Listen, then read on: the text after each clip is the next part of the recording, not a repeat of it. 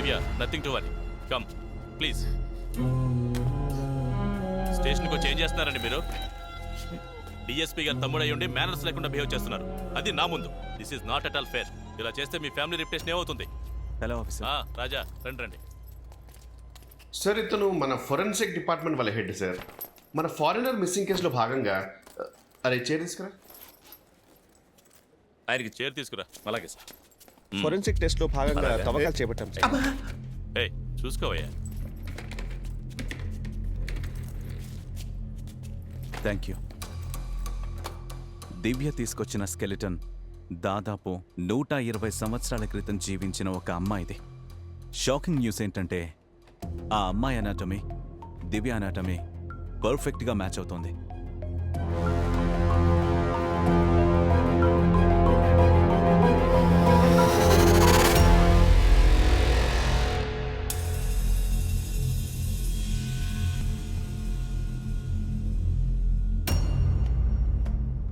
మరైతే ఈ మర్డర్ చేసింది ఎవరై ఉంటారు? ఆత్మే దయ్యం రూపంలో వచ్చి ఇదంతా చేసిందని మా గట్టి నమ్మకం సార్. ఏంటయ్యా నీ కహానీలు? ఇన్వెస్టిగేషన్ లో అసలు సీరియస్నెస్ లేకపోతే ఎలా? దయ్యానికి కాళ్ళు చేతులు కూడా ఉంటాయా? మరైతే ఫింగర్ ప్రింట్స్ ఎక్కడి నుంచి వచ్చినట్టు? సంబంధం లేకుండా మాట్లాడుకో. రోజు రోజుకి ఈ కేసు కాంప్లికేట్ అవుతుంది. ఈ కేసులో క్లారిటీ వచ్చేంత వరకు నువ్వు ఈ ఊళ్ళోనే ఉండాలి. అసలు ఏంటి దివ్య ఇదంతా? ఏవేవో కథలు చెప్తున్నావు. అన్నయ్య, నువ్వు నన్ను కొంచెం క్లోజ్గా వాచ్ చేస్తావా? రాత్రి నేను నార్మల్గా ఉన్నానా లేదంటే వేరేలా రియాక్ట్ అవుతున్నానా అని కొంచెం అబ్జర్వ్ చేస్తావా ప్లీజ్? అసలు నువ్వు చెప్పేదానికి ఎలా రియాక్ట్ అవ్వాలో కూడా నాకు అర్థం కావట్లేదు. సరే,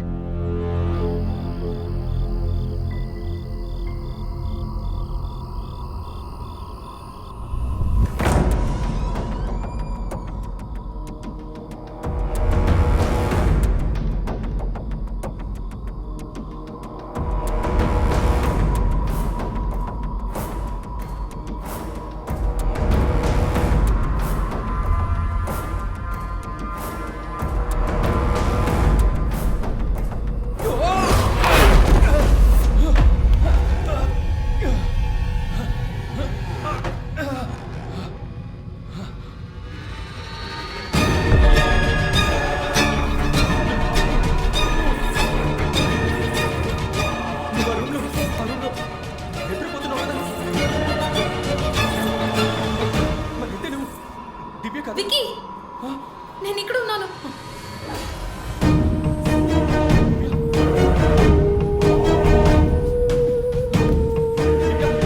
అచ్చు మీలానే ఉంది. నువ్వు చెప్పింది దాని గురించేనా? నువ్వు నన్ను వాడుకొని ఆ 2 హత్యలు చేశావన్న డౌట్ నాకుండేది. కానీ ఇప్పుడు నేను చూశాక అది క్లియర్ అయింది. ఎందుకు నువ్వు మా అన్నయ్యని చంపాలనుకుంటున్నావు? నీ టార్గెట్ మా అన్నయ్య మాత్రమేనా, లేక నేను కూడానా? వీడొక అన్నయ్య. ఇట్లాంటి నయవంచకుడిని చంపకుండా వదిలేయమంటావా? వీడి అంతా అన్ని పక్కన నుంచుని చూడు.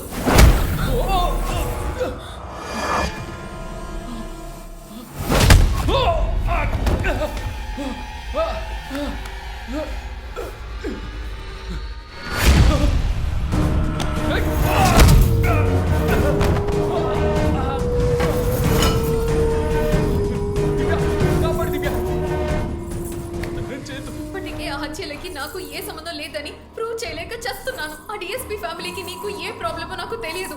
నాకు సంబంధించినంత వరకు మా అన్నయ్య మంచివాడు. వాడిని కారణం లేకుండా చంపితే ఊరికైనా చూస్తూ ఉండమంటావా? వీడు అమాయకుడు. వీడిని కారణం లేకుండా నేను చంపుతున్నాను.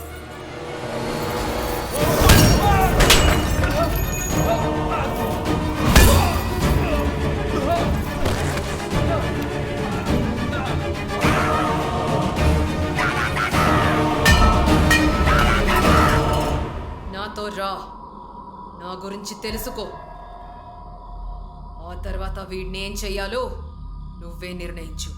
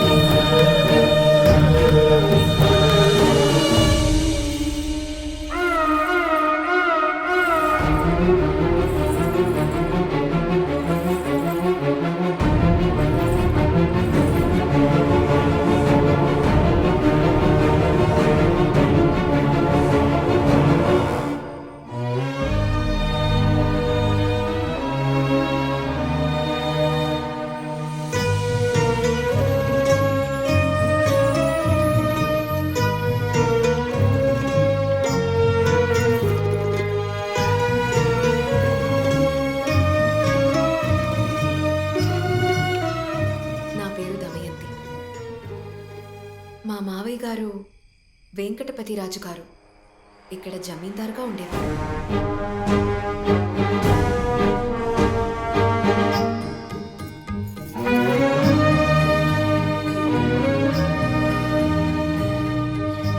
నా భర్త వీరగజపతి రాజు గారు ఈ రాజ్యానికి కాబోయే రాజు.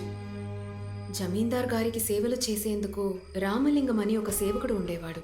రామలింగానికి తోడబుట్టిన ఒక చెల్లెలు, 3 తమ్ముళ్ళు ఉండేవారు. వాడి ఆహ్వానాన్ని మన్నించి జమీందార్ గారు ఒకరోజు వాడి ఇంటికి విచ్చేశారు.